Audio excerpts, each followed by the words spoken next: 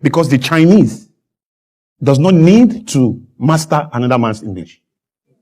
And when you go to the United Nations, you see people who can speak English, refusing to speak English, insisting on speaking their mother tongues.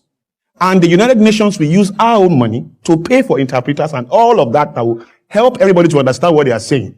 The Chinese will say, tun, tun, tun. I don't agree. You can't say, no, you must speak English. Because globally, there is no language that is a standard or a determinant of progress. So that is critical. Now, here, English language is fantastic. There's nothing wrong with it. And I'm not saying we should take it away. I am saying that it is overrated. English language should not be a determinant of progress in our own country. It is not our fault. I'm speaking to you guys, right? It is not our fault that we have our language. If you can't say church, you can't even marry the girl of your dreams. Because if you go to a house on Sunday and you say, we are going to church, and your daddy, the father of the girl says, where are you guys going? Say, we are going to church. That's the end. I mean, he will just call his girlfriend, his daughter, and say, you've not found your husband, though. Except the father is also a church-speaking father. Where church has met church. And their church is so by sympathetic resonance, they agree. Okay, great. But the idea is that we really have to take a second look at this. Because if I cannot say church and I say church, it's not a proof of my intelligence. It does not define the strength of my character. It does not show the credibility of my decency. And so the people who observe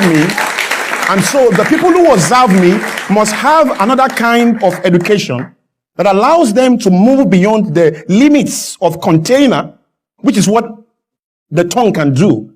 The tongue, your body, my suit, and everything I'm wearing right now is a container. My true content is the content of my character. And that has nothing to do with the way I speak. Now, this is the challenge. The guys in China, the guys in Japan, the guys in America, in England, in Germany, in France, they have learned 4 subjects in their native language. That's important. They've learned physics, chemistry, biology, and mathematics. Those 4 subjects make everything that is in this room. Physics, chemistry, biology, maths made your suit, your computer, your watch, everything in this room. Everything in the world, they made it. Every other subject is either selling what they make, distributing it, protecting it, or doing something.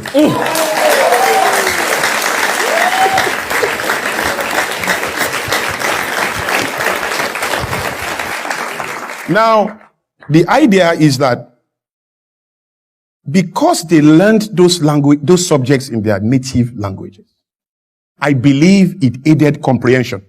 Look, why are the richest nations in the world, the first world countries in the world, why are these nations all speaking their native languages? It's just food for thought.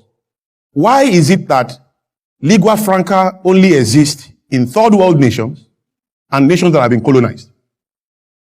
Is it not looking more and more like an agenda to keep us small?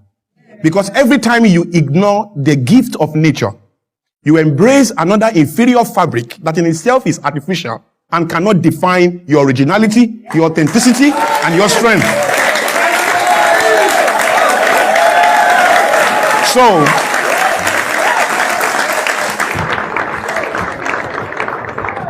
if there is a way that you can learn your subjects in your language, I'm telling you, you will do better. You will comprehend better. Now you then ask me, so how do we communicate nationally? How do we talk to the guys in Kano and the guys in the East and the guys everywhere? Exactly, because you are preempting my question. Because here I am looking at you like, I was about to say that 2 things. So what is your suggestion now that I speak Yoruba now on this program? And it's ironic because you are actually speaking the English. Yes. And the intensity of the English is making these creatures clap. I love you all. And they are all clapping. So so what is do we see a bit of an irony here? Is that like a logical question to ask? So how do I communicate with you? Yes. First of all, I would like to say that I don't have a problem with English language. We have accepted it for over 50 years now. There's nothing we can do about that. What I'm saying is, let us check it and put it in perspective, such that we can find a way to communicate, probably using the same language, but not hindering us from progressing. Because you can't even get a good job if you don't speak this language very well. And what is this language? This is a language that is artificial to you. Your nature is what is natural to you. And so I should judge you if you cannot speak Yoruba very well or you cannot speak Igbo very well. Now, pidgin is not an embarrassment. Pidgin is the proof. Pidgin is the proof of a people's struggle with an original language.